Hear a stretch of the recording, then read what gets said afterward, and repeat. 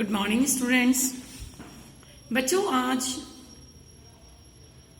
हम चैप्टर 9 से related income and expenditure बनाने के रूल समझेंगे।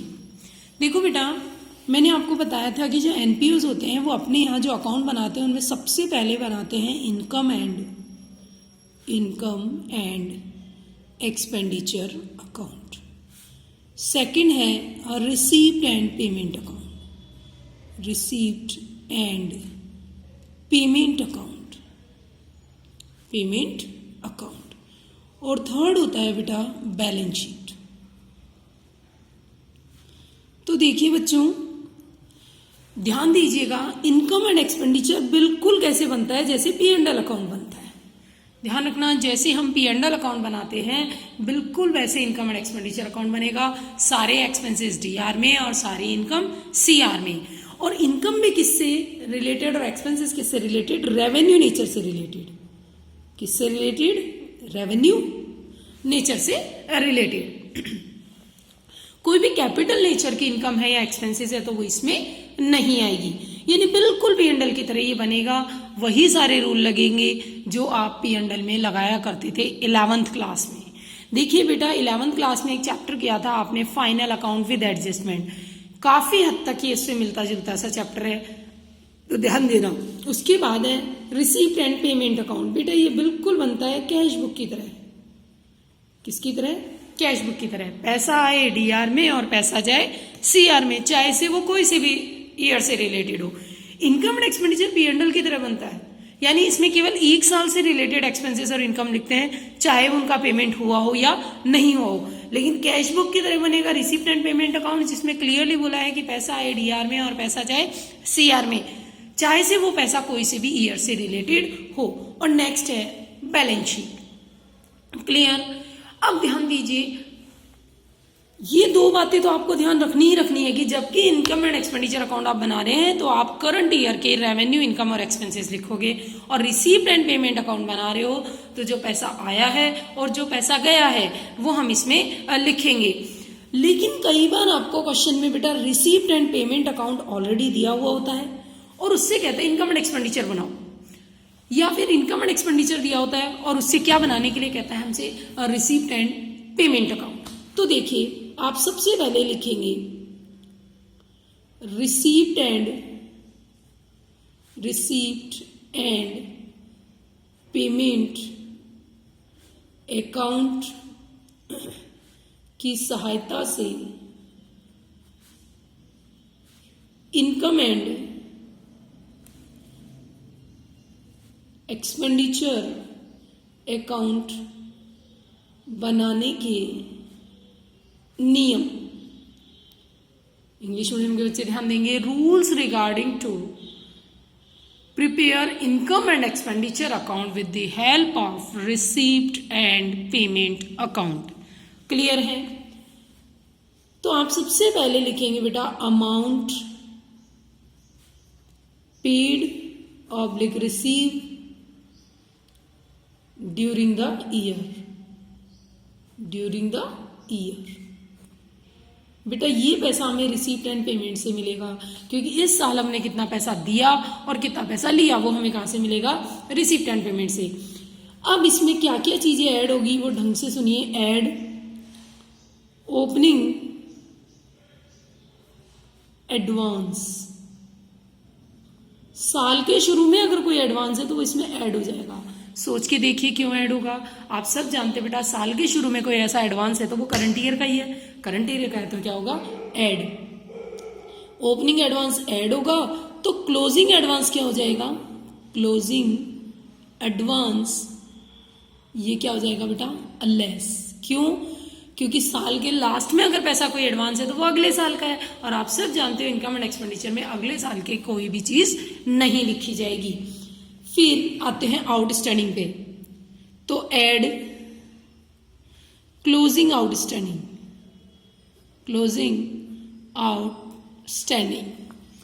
बेटा साल के लास्ट में कोई बकाया है तो वो कौन सी ईयर का बकाया होगा? करंट ईयर का बकाया होगा।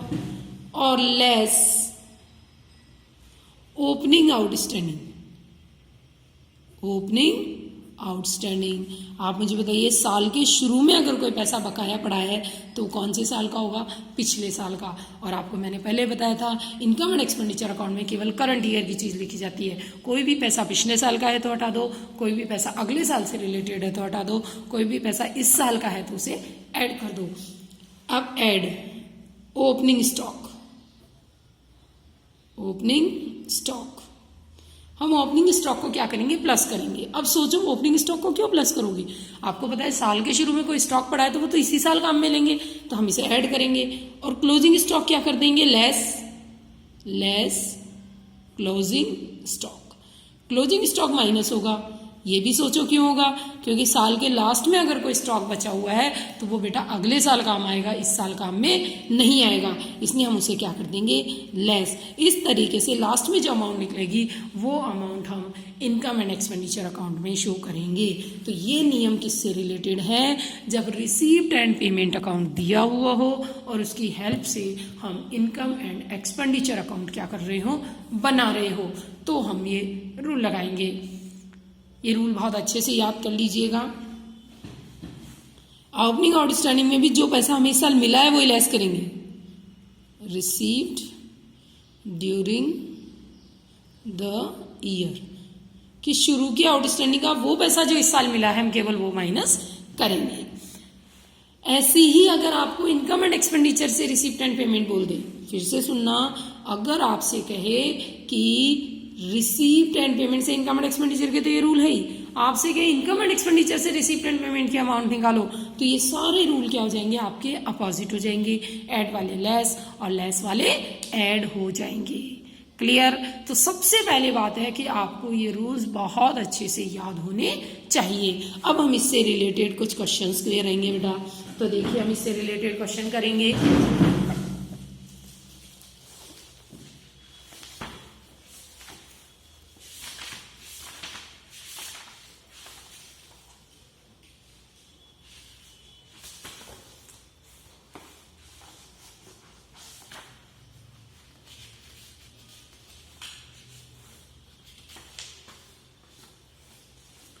इसको समझने के लिए बेटा हम करेंगे शॉर्ट क्वेश्चन। कौन से क्वेश्चन?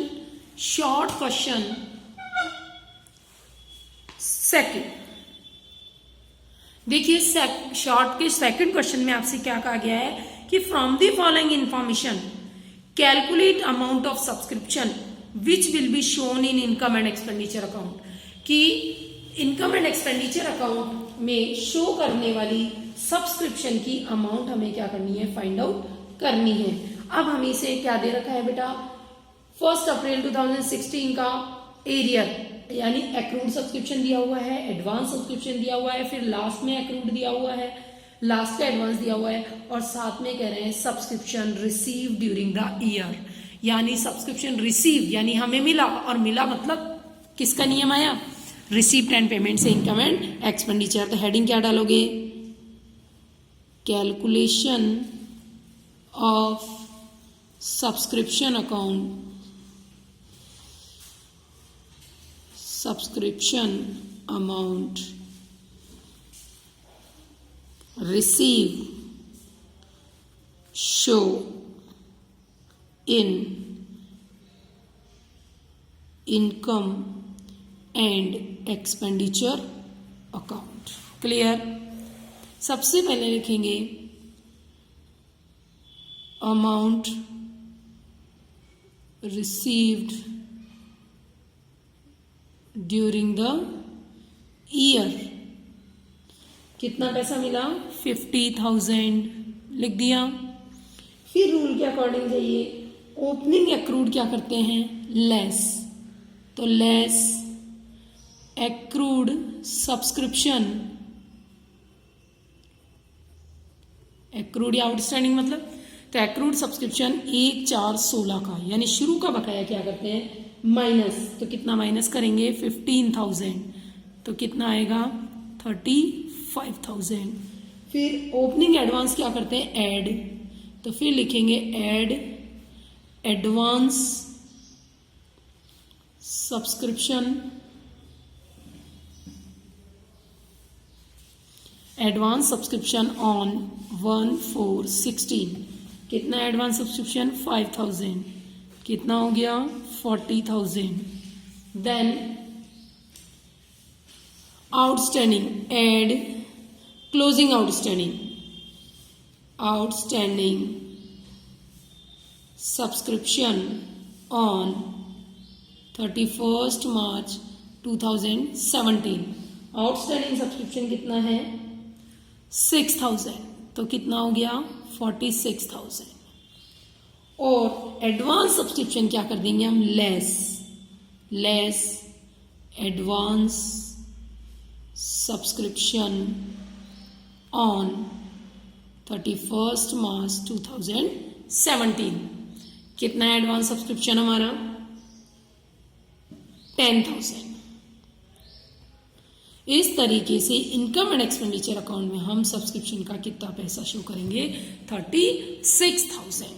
तो इस तरीके से आपके ये रूल बनेंगे जब भी आपको इनकम एंड एक्सपेंडिचर अकाउंट बनाना हो और रिसीव्ड एंड पेमेंट की आपको अमाउंट दी हुई हो तो आप इन एडलेस से रिलेटेड सारे रूल्स को फॉलो करते हुए इस वर्किंग नोट को तैयार करेंगे तो आपकी ये अमाउंट निकल के बाहर आ जाएगी जो आप इनकम एंड एक्सपेंडिचर अकाउंट में क्या करेंगे शो करेंगे.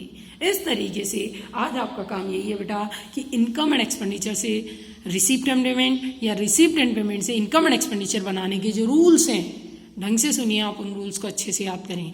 जब भी आप क्वेश्चन करें केवल आपको दो ही बातें ध्यान रखनी है. नंबर 1 रिसीप्ट एंड पेमेंट से इनकम एंड एक्सपेंडिचर के रूल और इनकम एंड एक्सपेंडिचर से रिसीप्ट एंड पेमेंट के रूल. एक बात नंबर 2 जब भी इनकम एंड एक्सपेंडिचर अकाउंट बनाए तो अपने दिमाग में सेट रखें कि ये बिल्कुल P&L की तरह बनेगा. इसमें केवल रेवेन्यू नेचर की चीज़ें आएंगी और केवल करंट ईयर से रिलेटेड आइटम आएंगे, चाहे पेमेंट हुआ हो या पेमेंट नहीं हुआ हो. क्लियर है. और अगर आप इन रिसीप्ट एंड पेमेंट अकाउंट बना रहे हैं तो कैश बुक की तरह बनेगी. इसमें जितना भी पैसा आया है वो लिखा जाएगा, जितना पैसा गया है वो लिखा जाएगा, चाहे उनका एक्चुअल पेमेंट हुआ हो या नहीं हुआ हो. इस तरीके से आपके क्वेश्चन होंगे. अब इससे रिलेटेड और क्वेश्चन हम नेक्स्ट वीडियो में करेंगे.